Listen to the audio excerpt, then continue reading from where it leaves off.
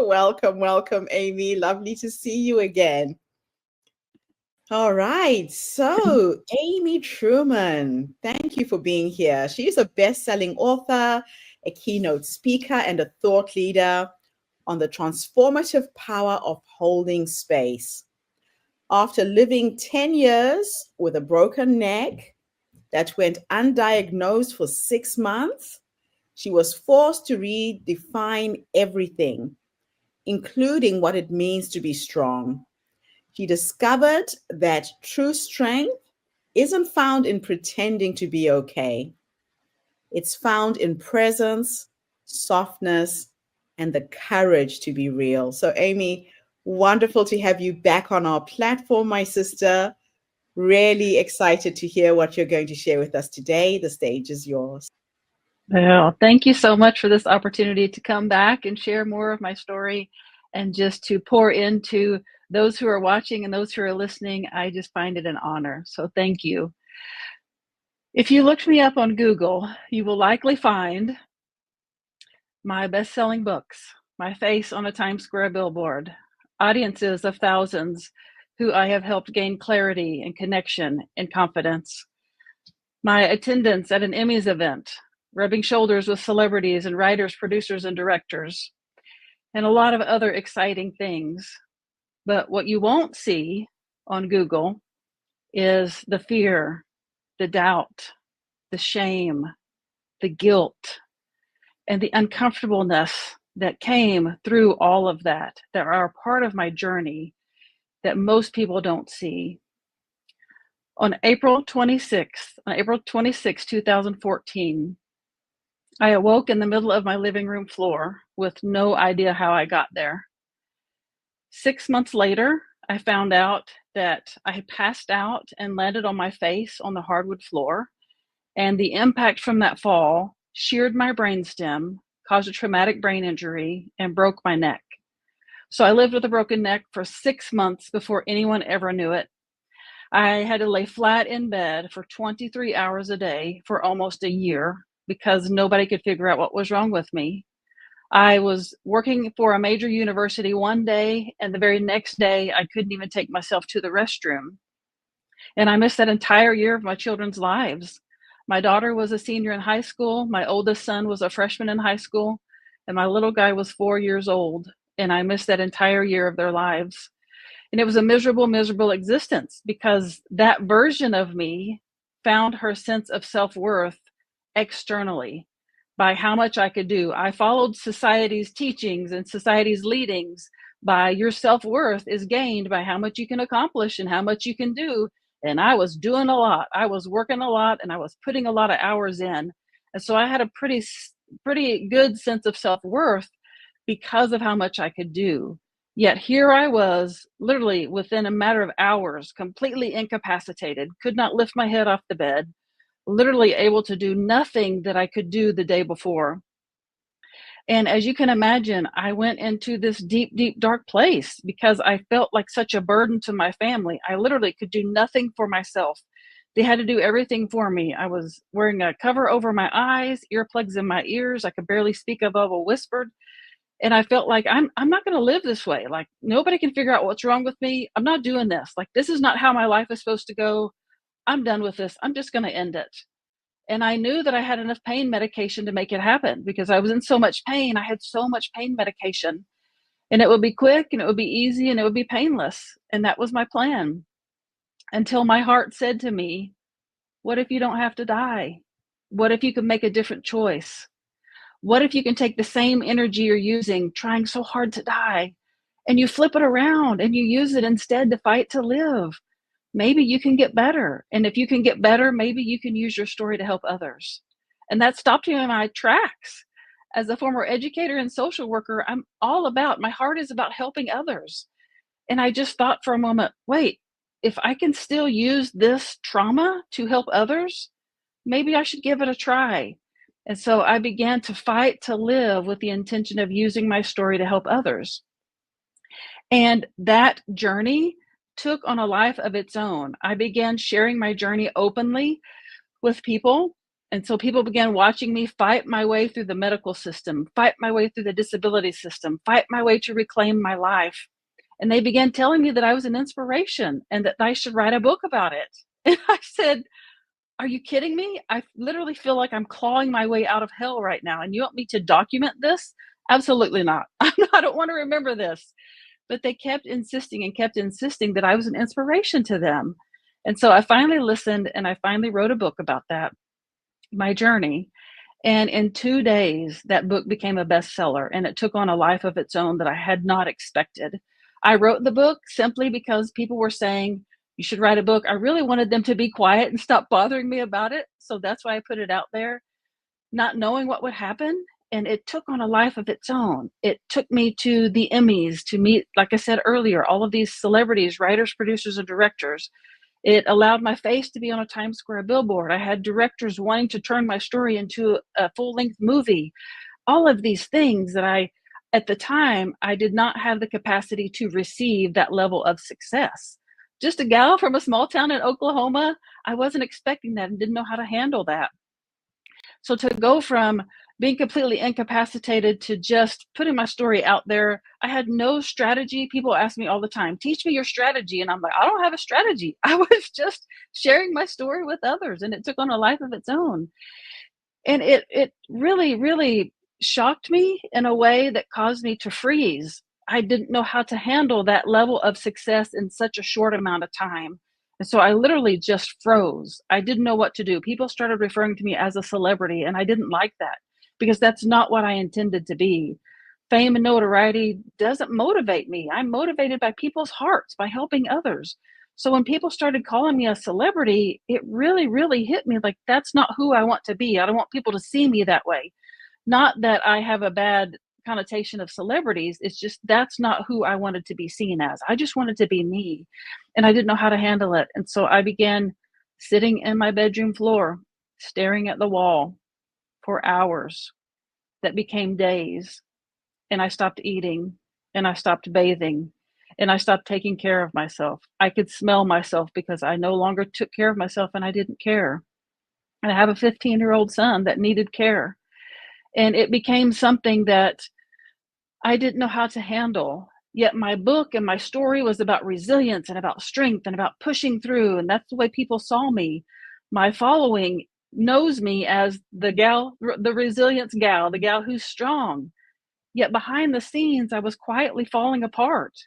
And I didn't feel like I could tell anyone because my reputation is about strength and resilience.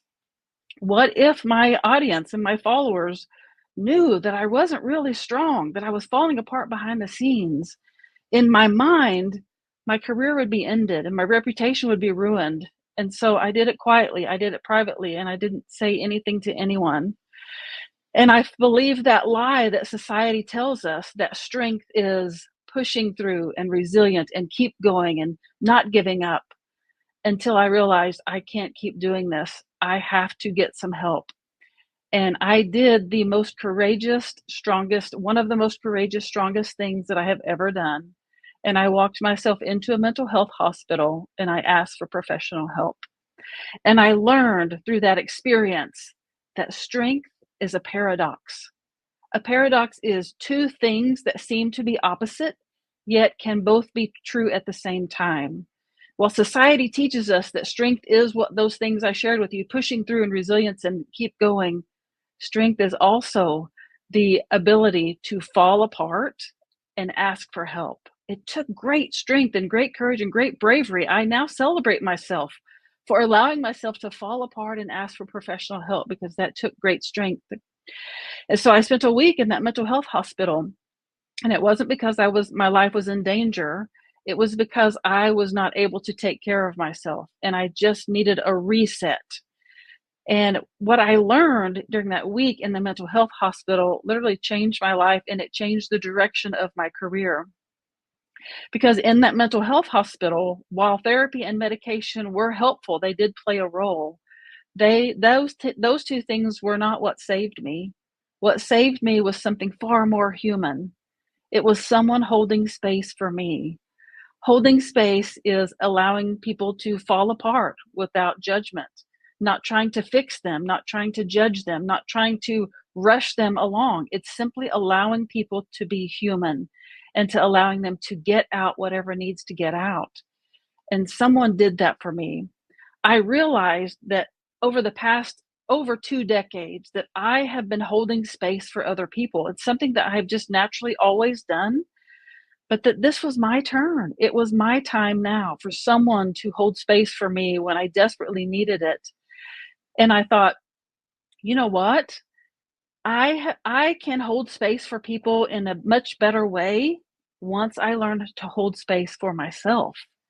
And so I came to understand that the power of holding space for others, allowing people to just be human, lies in the ability for us to hold space for ourselves.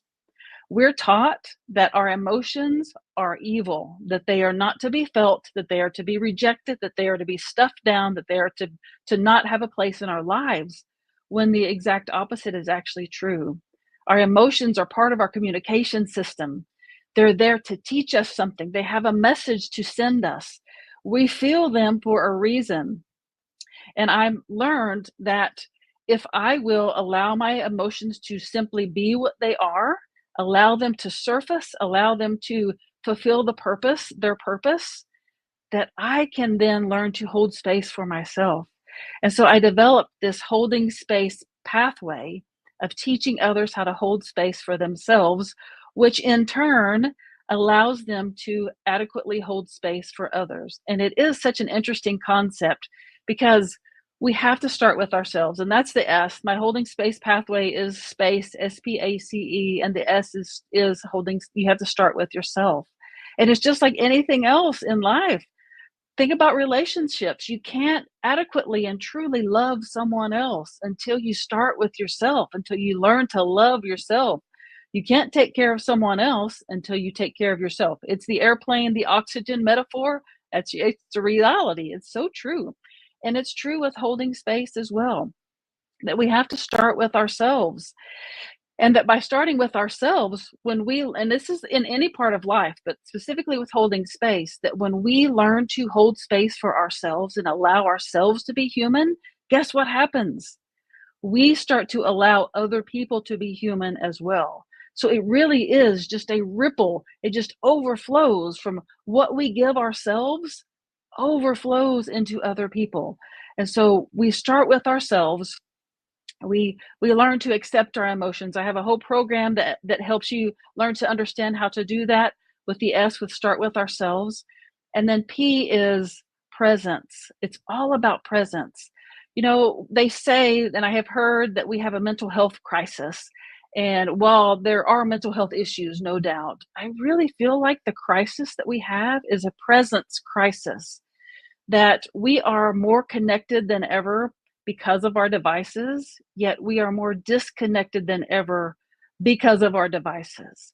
And so we are not present with each other. We're working our thumbs on our tablet or on our computer or on our devices, instead of simply putting all of that down and being present and holding space and allowing people to be human. And so the P is for presence.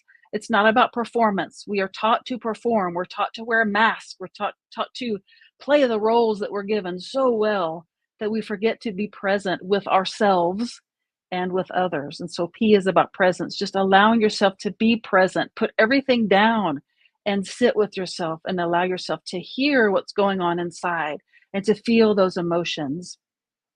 The A is for allow, that we allow things to be what they are. We allow them to surface.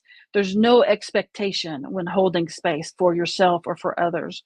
We don't expect them to do this or to perform that or to be this or to become that. You simply allow yourself and allow whatever surfaces to be. If it's anger that needs to surface, you allow it to surface. You don't hold it. You don't push it down like we're taught to do. If it's tears that need to come up, you let them come up and you let them flow. If it's silence that is what you need, then you sit in silence with yourself until you're ready to move on, until you're ready to face something else, until something else comes up that needs to break that silence. So whatever it is that needs to happen and that needs to simply be in that moment, you allow it to be. And the C is for compassion. It is a judgment-free zone, that we are not judging what comes up like we're taught to do. When something comes up, we push it away, because if it's anxiety is something that almost everyone deals with on some level. So when we feel that feeling of anxiety in our bodies, we instantly are like, that's bad, make it go away, make it stop. And we say things to ourselves like, why are you feeling this way? Why are you doing this? Stop feeling this way, stop doing this. But the C is for compassion, that we just allow we allow that emotion to be what it is, and we don't judge it. We don't say it's good or bad. We see it with compassion, and we hold it. We hold space for that emotion, whatever it is. And then the E is for exit with care. We are not taught to leave heavy conversations, to leave things like this in a mindful way, in a loving way, in a graceful way. We want to stop it as soon as we can. We want it to end. We want it to move on. We want to rush it. We want to fix it. We want to steer people in a direction so that they can move on from it, instead of just allowing it to unfold the way it needs to unfold. And so E is to exit with care. Say, thank you for allowing me to hold space for you. You're holding space for yourself. Thank yourself for being willing to hold that space for yourself, to sit with it, to feel the feelings, to allow the things to surface so that they can serve their purpose. And you say to yourself things like, thank you, I appreciate you, I'm grateful for you, this time was well spent. Or if you're holding space for someone else, you thank them, you're grateful for them, and you leave that bridge open. What we do so often is we just cut it off so that the conversation ends. It's all done. Okay, we're moving on now to the next thing. No, that's not the way this works. It's intended to leave the bridge open so that if it needs to be revisited, you can revisit it easily. You don't have to build the bridge again. You just simply turn and walk across the bridge this time. And so exiting with care is very important. And holding space for yourself and other people, I believe it can literally change the world. Again, what I said is that we have a presence crisis. Learning to be with ourselves and allowing ourselves to be human and allowing other people to be human is what people are starving for. When 50% of people who have suicidal thoughts never tell a soul, not because they don't think people care, they don't say anything because they don't think people can hold their pain. When 80% of people say that they don't share what they're experiencing because they feel like they'll be judged, we have a real problem. So I believe that this concept can be healing in so many ways. But again, we have to start with ourselves. And I had lunch with a friend today, and she said to me, think about the version of you just 2 years ago. How different are you now? And I thought about that, and it really hit me. I am such a different version of me now. And I said, it's mind blowing. And so she said, well, what is it? What is the difference? What has made you move forward so quickly? And I said, taking life from a curious perspective, instead of judging it, instead of making it good or bad, I now take it from a place of curiosity. When my emotions surface, I say, what are you here to teach me? What message do you have for me? I don't say you're good or you're bad, you need to go away.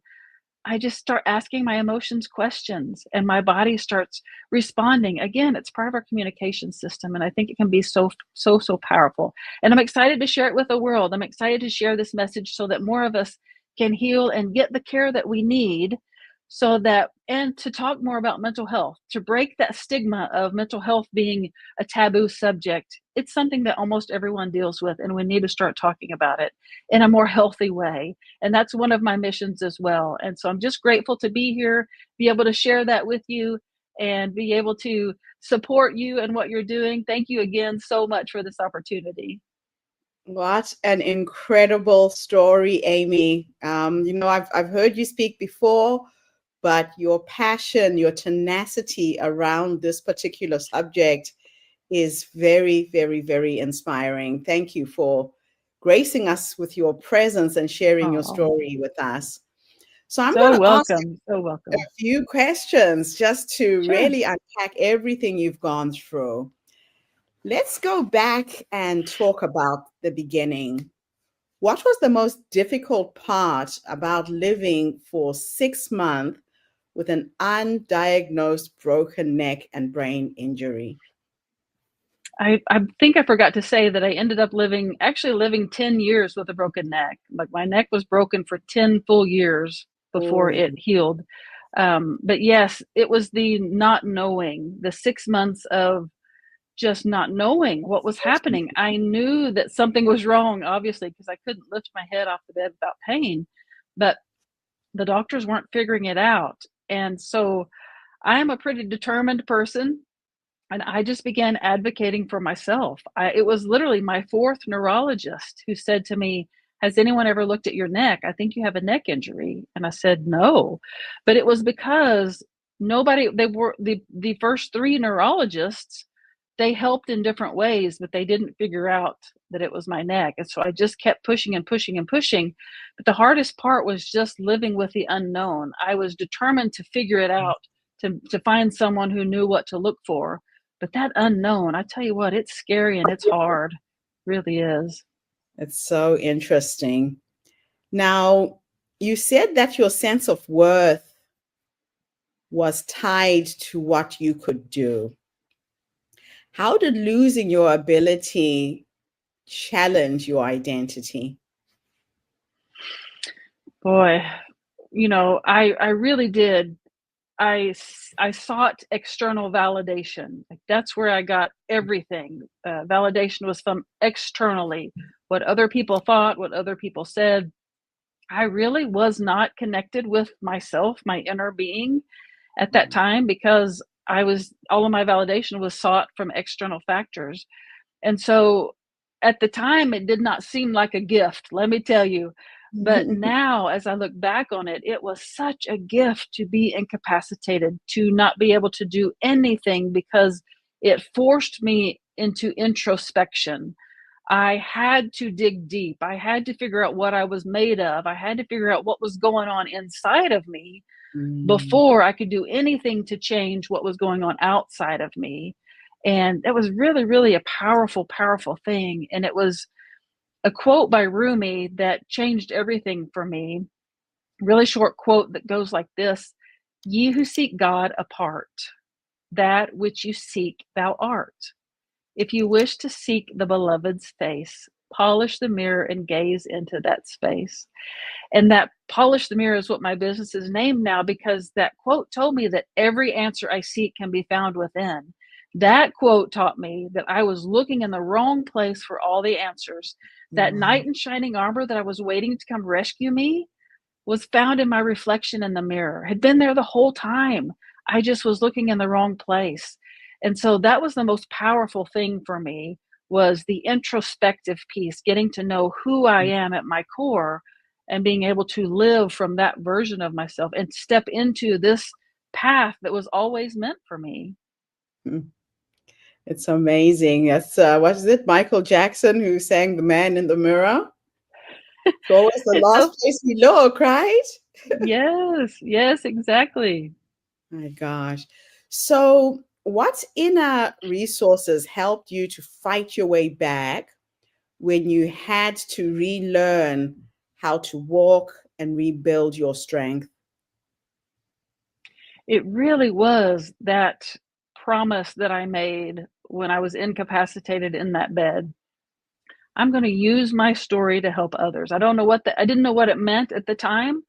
I Yeah. just knew that was what kept me going. I made a promise to myself and to, I didn't know who I was going to help, but I made that promise that I'm going to fight to live so I can use my story to help others. And it was that motto that kept me going. I'm going to use this to help others. This is going to be used to help others. That was my whole concept and the whole thing that really pushed me forward. And don't get me wrong, there are times when I wanted to give up, when I said, "Forget this, I'm done. I'm just going to sit here and wither away and I'm not fighting anymore." But inside it still burned. It still burned in me. Like, you can't give up. You just can't give up. There are people in this world who need your story and need your light. You got to keep going. And so it really was that helped me push through. And it was a roller coaster. If you read my book, people say it was such a roller coaster, so many ups and downs and ups and downs. And that's life, right? It's just how life Yes. is. So let's talk a little bit about your book, Finding My Hero Within. What was the healing process like in writing it? Man, I say to people, I think everyone needs to write a book. Whether you Yeah. publish it, whatever you're going to do with it, the healing that came to me from just writing that book, from getting that out, because it was living inside me. And I have to share that I started and stopped and started and stopped writing that book so many Mm. times I lost count because it was so difficult. It was Yeah. reliving the trauma. The trauma lives in our body, and my body was just heaving with this trauma. Like, I don't want to relive this. I moved beyond it for a reason. I don't want to relive it. And so I Yeah. decided I'm not going to write this book. It's too hard. And a friend said to me, have you ever thought about writing it from the version of you that you are now, not the version of you that you were then? And at Oh, the moment, I said, oh, that doesn't make any sense. How am I going to get to the emotions and share it if I write it from my version of me now? It was baffling to me. And she said, sit with it for a little bit and see what happens. And so it took probably 3 days of me sitting with that concept, and it really hit me like, you know what? I think that's what I need to do, is think about it from all that I've learned through the journey. And I'm yeah. looking back on it now. And I literally sat down and it just flowed out of me. Tears, still tears, but it just flowed out. It was like, that was what I needed to get the story that is in that book today. It was really, really powerful. Wow. That's just amazing. Yeah. Now, can you explain in more detail your polish the mirror framework? Why do you believe the answers we seek are found within? Whew.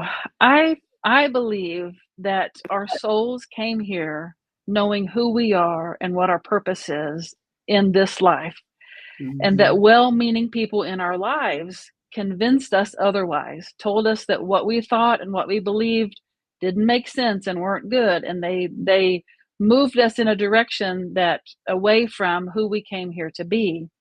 And so really polishing the mirror is just a process of helping you see the things that are on your mirror that aren't you. It's a process of helping you remove the things that aren't you, the things that you were taught to be, that you didn't come here with, but that you were taught to be. And it's Yes. removing them. And so the framework is 3 steps. The first one is self-discovery, because I feel like we know more about other people than we know about ourselves. We spend time getting to know other people. We don't spend time getting to know ourselves, but we have to do that. And so the first step is self discovery. And then from self discovery, we move into self value. Once you know what's there, who you really are, then Mhm. you learn what's valuable about you, what's to love about you, what's to celebrate about you. And then Mhm. from there, you go to self alignment. Once you learn what's there to love and to celebrate about you, then you can understand, is what I'm doing aligned with the highest, the truest version of myself? Is this who I came here to be? And you can feel in your body whether it's true or not. So it's 3 steps: self discovery, self value, and self alignment. And it really, really is a powerful process that has helped people redirect their entire lives into living the life of their dreams. It just is such a gift. I'm just so grateful. Wow. You went through everything you went through, so you can teach. It's amazing. Yes, I So, believe that. how did it feel to suddenly be seen as an inspiration when you were still navigating your own pain? It's very humbling, and it still is. It still is. I think it's because, like I said, I really am about people's hearts. I want to help people change their lives. I don't want it to be about me. And I've been that way my whole life. Like, I am an introvert. I really do like to spend time alone. I don't like to be in the public eye. Yet I have been thrust out here, but I want to help other people see themselves. And I like to say that I get to introduce people to the truest, the highest version of themselves. And Right. so when it becomes about me, it becomes uncomfortable. And when people started saying, "You're such an inspiration," and calling me a celebrity, and I go out to in the town where I live in, and people want to take pictures with me, and it just didn't feel good in my body, because that's not who I am. That's not what I'm about. But a friend said to me, this helped me a lot. If anyone else is going through this helped me a lot. A friend said to me, "Amy, you need to understand that this is not a title that you gave yourself. You're not out there calling yourself a celebrity. This is something Yes. that other people are a title people are giving you, because your message is positively impacting them in a way that's the way they see you." And it shocked me. I was like, "Oh, that makes sense. Like, this is not something I did for myself. This is something that my mission is impacting them so greatly, that's the way they see me." And so I can accept that. I can accept that. But it was really, really hard to transition into that for a while. Wow. What an incredible journey. So I have a few more questions for you. Sure. Success brought another collapse for you. What did burnout teach you about the limits of resilience? When I talk about resilience, because I have a nonprofit called Resilient Futures that helps students learn to be resilient. And Okay. when I talk to them, I tell them that resilience is like a rubber band, because we are all familiar with a rubber band. And that when you first get a rubber band out of the package and you stretch it, it will only go so far. But the Yes. more you stretch it, the further it gets. Like, the more you can pull on it, it stretches further and further and further. And that resilience is like that at first it doesn't go very far, but we have to be stretched. It's in the stretching that the resilience comes in, that teaches us how to be resilient and how to go further and how to handle more.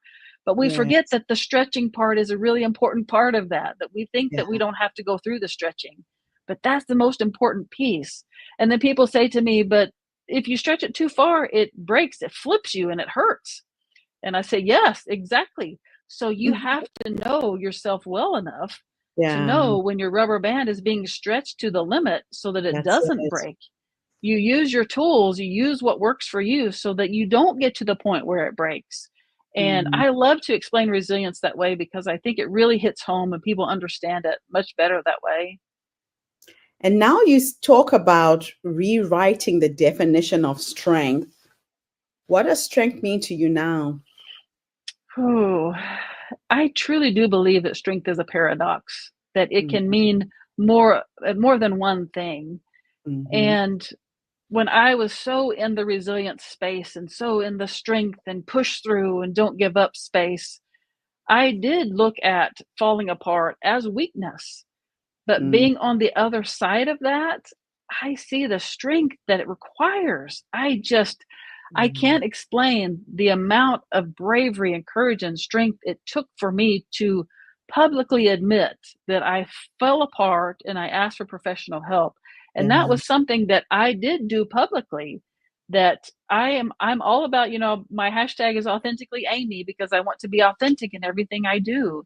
And so Yeah. I publicly shared my mental health journey and allowed people to see that I fell apart and that I'm rebuilding and I'm relearning about how to do this with this new version of myself. And people message me, overflow of messages, mostly from men, which was really interesting, that men don't want to admit publicly that they're struggling, but they would Yeah. private message me saying, "Keep talking about this. You're helping more of us than you realize."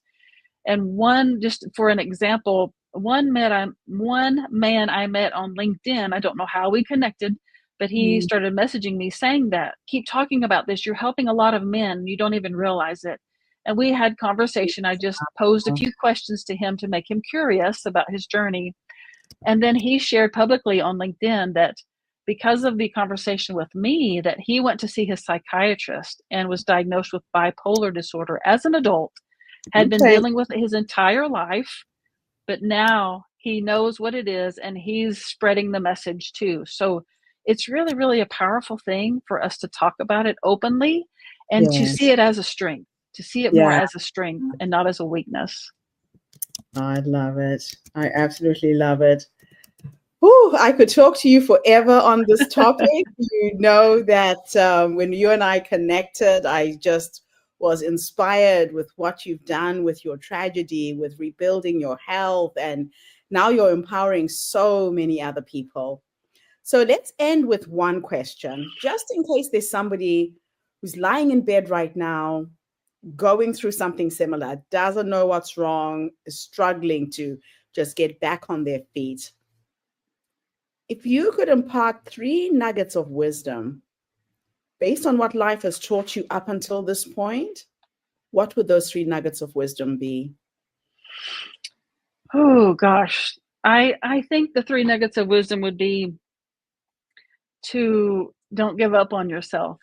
That's where I was. I wanted to give up on myself. And I've been there more than once. It wasn't just that incapacitated part, it was several times I have wanted to give up on myself because I didn't believe deeply enough that that I had a message that was worthy of sharing with the world. But the first thing would be to not give up on yourself, that you have to believe in yourself. If you're not advocating or if you're not believing in yourself, then other people won't either. And I know that's hard if you're lying there in that bed, unable to do anything, unable to see your purpose or see what you can do. It's so, so hard. But that belief is still in you. It's still there. It's down deep in there. And you may have to dig really, really deep to find it, but it's still there. So don't give up on yourself. Continue believing and showing up for yourself, and just moving in the direction that you know that you're supposed to move. Second is that you are more powerful than you think. That we this whole idea of strength, we have such a power within us that we just don't know how to tap into, that it's inside of every one of us. And like I said, we came here with it and it's been covered up with all these layers. It's clouded in our mirrors, but it's still there. And knowing that you have that power in there, that you can find it and you can dig deep and find it, is really, really powerful. And so again, in conjunction with believing in continuing to believe in yourself, also believe in that power that lies inside of you, because you have a reason for being here. That's my third thing is, there's one of my favorite songs has a lyrics that say, if you're still breathing, there's a reason. And I firmly believe that we are still here, we're still breathing for a reason. We may not be able to see it, but we have to just know in our souls and in our guts that we have a reason for being here if we're still breathing. Just don't give up. Just hang in there and keep going, and the journey will unfold itself if you allow it to. I love that last one. My grandmother used to say, so long as you're 6 feet above the ground, the job's not done. So you'll have So something. true. Yeah. That's so true. Amy, it's been absolutely wonderful sharing you with our community. Your energy, your zest is infectious. Please Thank keep you. doing what you're doing. You are just absolutely phenomenal. Thank you so much for being here today. Thank you. I appreciate it. It's just an honor. I'm so grateful. Thank you. I'm glad our paths crossed. And the next stage is to get you on TED. So I'll be calling you and seeing how we can get that done. Sounds like a plan. Thank you. Thank you, Amy.